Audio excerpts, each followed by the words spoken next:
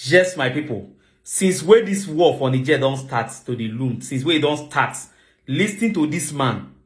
This guy don't analyze the true story of how everything starts. Right from how this thing take concern Russia, how this thing take concern Ukraine, how this thing take concern America, how it take concern France, and how it take concern the entire Europe, how it take concern Nigeria, and how it take concern ECOWAS and Niger Republic. This pipeline issue where they talk about the uranium and everything, this guy don't analyze and give them clean breakdown. If you miss to watch this video, you will never understand exactly what is going on in Niger Republic. You will never understand why Bola Ahmed Tinubu and the entire ECOWAS is pushing so hard on top this matter. Watch the video, may hear me share and make other people get this information. This guy is brilliant. Hope you're doing great today. Okay, so in view of the traumatic events rapidly unfolding in Niger Republic on the western side of Africa, I decided to see if I could do my little best to equip us a little bit with some knowledge and some understanding of what is really happening in that region, because I feel like it is time for those who know how to pray to begin to pray. But I also feel like you wouldn't be able to pray effectively if you don't have a sufficient amount of information on what is really happening, so that you don't pray amiss, like we say in Christianity. Okay, so ever since this whole thing began to happen, the coup happened in July, I think it was July the 26th, and a new military regime was born in Niger Republic, and the guy who was there, Mohamed Bazoum, was ousted and, kept in his home, house arrest. He's been in detention ever since.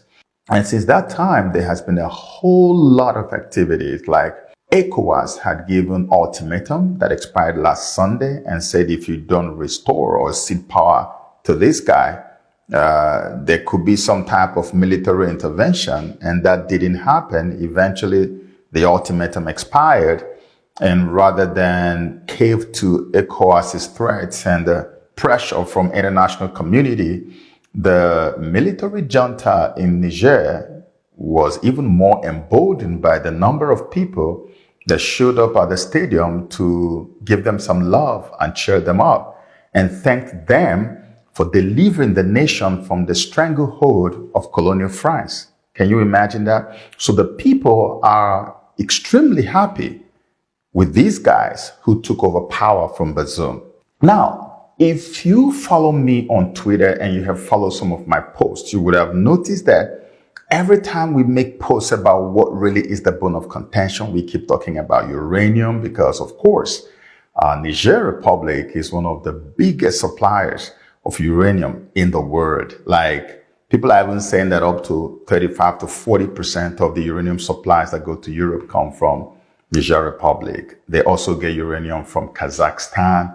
It used to be also Russia. They get from Russia as well. In fact, I read a report recently that despite all the sanctions they slammed on Russia, that they did not slam Russia with any sanction on uranium export, because sanctioning Russia on export of uranium means that the whole of the European Union's energy need is going to be scrapped.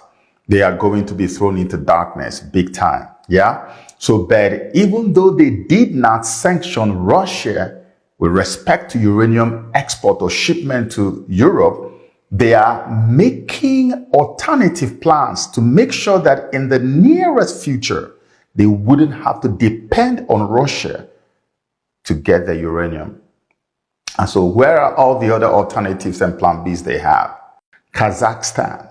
Kazakhstan gives them uranium. About 26% of the uranium supply to Europe is from Kazakhstan.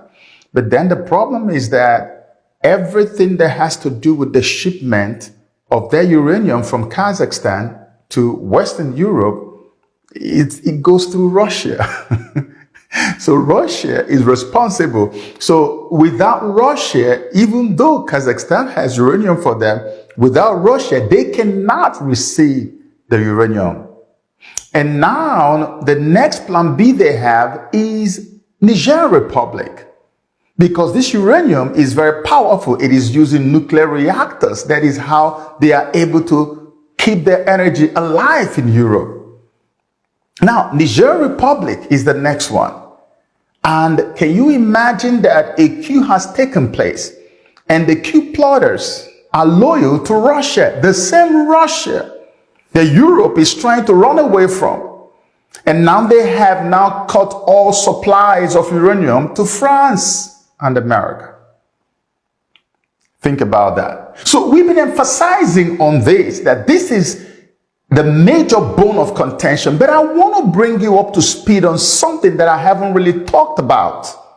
And that thing will shock you, because if you ask me what is the real bone of contention, it is the one that I'm about to talk about right now. Many of you heard about the Nord Stream pipeline underwater explosion. Nord Stream is the major pipeline that moves gas from Russia to Western Europe. Right? And you heard there was a time that it was blown up. That is something that I would say is a massive dent on Russia's economy. It doesn't mean it crippled Russia, but it was a hit that Russia really felt. And guess what? Every single person, including Russians and many high-profile American politicians, pointed accusing finger at who? At the United States of America, and said it was America that blew it up. The United States of America has not officially taken responsibility for that, but everybody says it's America. Russia is 100% sure that it's America that blew it up. And when that was blown up, America now became the sole supplier, not sole supplier, but a major supplier of gas to Europe. Now, here is where Niger comes in. I want you to listen very carefully. Yeah? Now, that Nord Stream has been blown up because Europe wants to get away from Russian gas. Everything that Russia gives, they want to cut off from it. They want to have alternatives from other places. But here's what's going on. There was an idea that was going around since the 1970s that eventually came to a place of fruition somewhat in 2002. And I'm going to read you this now. There's something called Trans-Saharan Gas Pipeline. The Trans-Saharan Gas Pipeline, TSGP, also known as Niger Pipeline and Trans-African Gas Pipeline, is a planned natural gas pipeline from Nigeria to Algeria. It is seen as an opportunity to diversify the European Union's gas supply, not France's gas supply, not Spain's gas supply, but European Union's gas supply. Now, what it means is that if this Trans-Saharan gas pipeline actually goes through, that Europe does not need Russian gas anymore. So, this idea of the Trans-Saharan pipeline was first proposed in the 1970s. On 14 January 2002, the Nigerian National Petroleum Corporation, NNPC, and Algerian National Oil and Gas Company, Sonatrach, signed the Memorandum of Understanding for preparations of the project so that it would begin. Then in June 2005, NNPC and Sonatrach of Algeria signed a contract with Penspen Limited for a feasibility study of the project.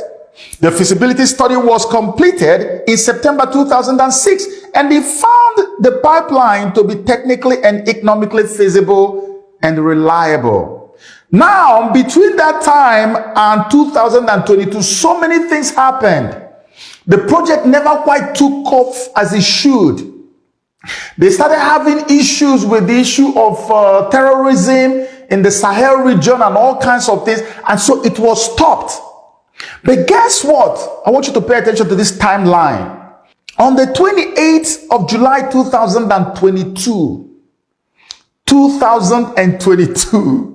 the Algerian, Nigerian, and Nigerian ministers of energy now signed a memorandum of understanding MOU for the implementation of the Trans-Saharan Gas Pipeline TSGP project, co-signed by Algerian Minister of Energy and Mines Mohamed Akbab, Nigerian Minister of State for Petroleum Resources Timi Presilva, and Nigerian Minister of Energy and Renewable Energy Mohamed Sani Mahamadou, at the end of the work of the third tripartite ministerial meeting held in Algiers.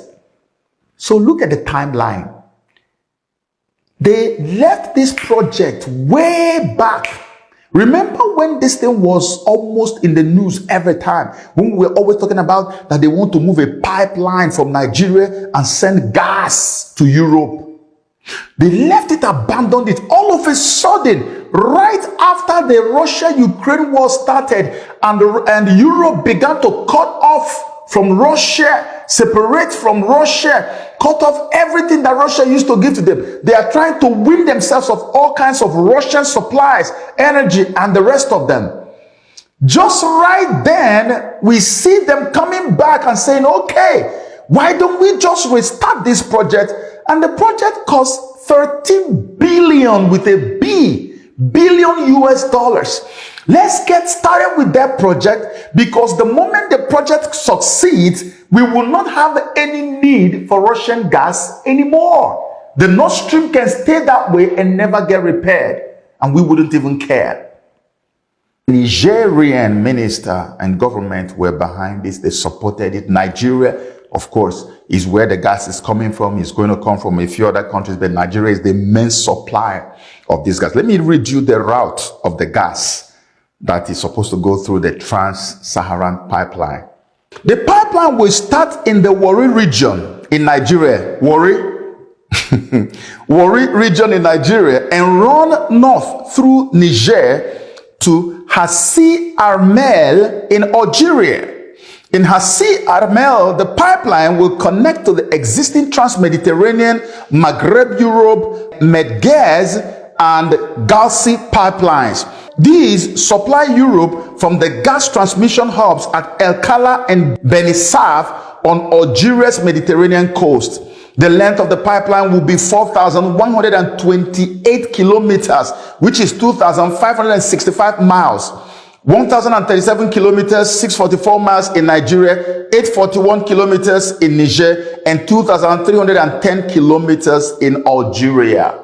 The pipeline is starting from Warri to carry gas to Europe. From Warri to move gas to Europe. And when these guys, Niger coup plotters, took over power, they said, we're not a part of this. We don't have anything to do with this one. And they stopped it. They canceled it. Now, let me take you back to what I've said before about the battle between Russia and Europe, which is happening in Ukraine, which is happening in Sudan, which they're now about to ignite in Niger. Because if you notice, loyalties are now going in two directions. It's either you're loyal to colonial Europe, the West, or you're loyal to Russia. Can you see that? That means that we are now beginning to smell what it feels like to have or live in a multipolar world. Because all our lives, we have always lived in a unipolar world. And I promised I was going to make a video to break it down and explain this whole unipolar, multipolar dichotomy, right? And I'm going to do that. But this is what it feels like. Because now you are left with a choice. Unlike when we were left with no choice at all. You can now say, if I don't want to go with colonial France or America or Europe as a whole, I can go with Russia, who is also a superpower. That's what is happening in Niger. So Russia still bearing the grudge that you blew up our ultra expensive Nord Stream pipeline so that you don't have access to our gas, and so that you can also pauperize us. And you are now gloating over the fact that you have Africa. You can take cheap gas from Africa and pipe it all the way to Algeria, from where the gas now connects to all manner of pipelines that go through Morocco to Spain, and the one that goes through this other one to Italy. In fact, the moment it gets to that gas hub in Algeria, Hassi Armel, once he gets there, the thing goes straight to Europe. It's not just Spain and Italy, to the rest of Europe. And they wouldn't need anything from Russia anymore in terms of gas. So now people who are loyal to Russia are on ground to say, you know what? This gas thing is not going through us. And that pipeline must have to go through Niger before it gets to its final destination. So Europe is stuck. So when you look at what is happening in Niger, it is not just France involved. It is the whole of Europe that is involved. So that when you pray, you know the extent of your prayer, so that you can understand why there is so much pressure on ECOWAS to act. So you can understand why there's so much pressure on France to also act, because they also have soldiers on ground in that place. And now you can understand why this is a make or break for Niger or Nigerian coup plotters or the new administration in Niger. Because this is why they brought in who? Wagner PMC fighters. It is no longer news. It's not even fake news. It's not even rumor. Wagner PMC fighters are on the ground in Niger Republic right now. And you know as much as I do that Wagner PMC, they don't play. They don't joke. I don't want to talk too much. I just wanted to give you an idea of all the bones of contention in this whole Nigerian situation, which is why many of you may see a lot of stubbornness on both sides, which means that potentially we are headed towards a Ukraine-type situation on the West African coast. You can imagine what this means for Nigeria, what this means for Ghana, what this means for all the nations that are within the sub-region. Because when this thing happens, it is not going to be for Niger alone. Mali and Burkina Faso and Guinea have already said they are going to join their brothers in Niger to fight. Algeria has also cried out loud and said, let this not happen. We must be consulted because we share like 1,000-mile border with Niger. So many other people. Egypt has also said, let this not happen. But do you think anyone is listening? The stuff that is at stake is huge. It's almost like a make or break. As I've told you, if they don't fight, what are they going to do with energy? Because Russia has already cut off. They have already blown up the pipeline. So they're not getting it. Uranium, they are deficient.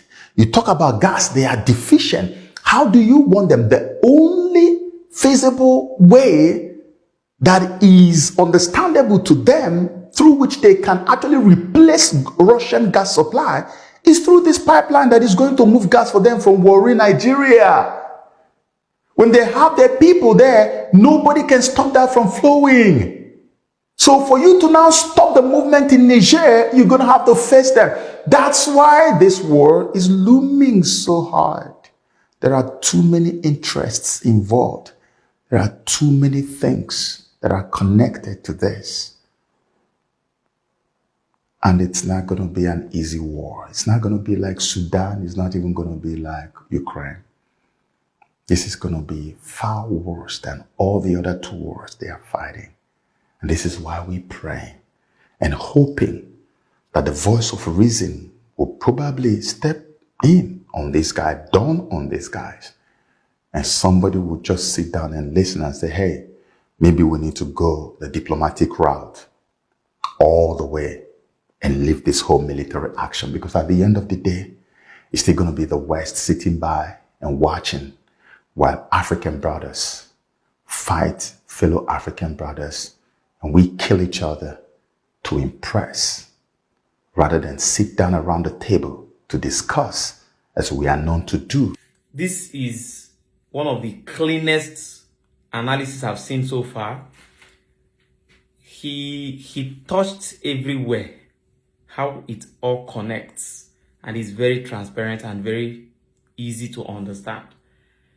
Honestly speaking, you see, I can categorically tell you that if Africa was to be intelligent, I always say that if to say that people will get sense, stay here, we have all it takes to make ourselves rich. We have the opportunity, we have the products. You understand? It's very simple. You know, one of the most painful thing in the world is that when we should put our money into projects that will enrich us, we rather put it into projects that will impoverish us. That is one of the things that is affecting Africa at large. And if you check West Africa, it is even worse, because we are being blindfolded, deceived, played to continue to do things that will deteriorate our economy, and not things that will help us to progress and move towards the direction of success. We are never trained to succeed. We are trained to fail. And that is one of the things that is affecting West Africa. Unfortunately for everybody, you see this fight in Niger Republic, we don't need it. It would have been very much better for Bola Ahmed Tinubu to stand up himself and walk down to Niger Republic and negotiate with these people and make sure that the United States and the France, or whatsoever you may call the West imperialist people, he makes sure that they don't infiltrate, they don't bring in war between us, so that this project can stand. We need that money, whatever it will cost. We need the money, and we don't need the war. And we know that there are many diplomatic ways we can restore orderliness in these countries. As for France, they can go back to their country. We will export our products to them. This uranium is ours. They can't stay here, mine our uranium, and ask us to bring to them. If they want to come and mine it here and stay here, then they should build their power plants in Africa and take the electricity to their country. Let's continue reading the electricity for them in meters. And please, we just need to brace ourselves for the reality ahead. This power tussle thing they are fighting for, it is not our business. Our business is how we enrich ourselves. They've been enriching themselves all this while using our resources. And unfortunately for Africa, we've been there just watching like we are morons, like we don't know anything. So this is exactly the secret. It's now very clear. Now we know who is actually the richest continent in the world. Let's keep watching as it goes.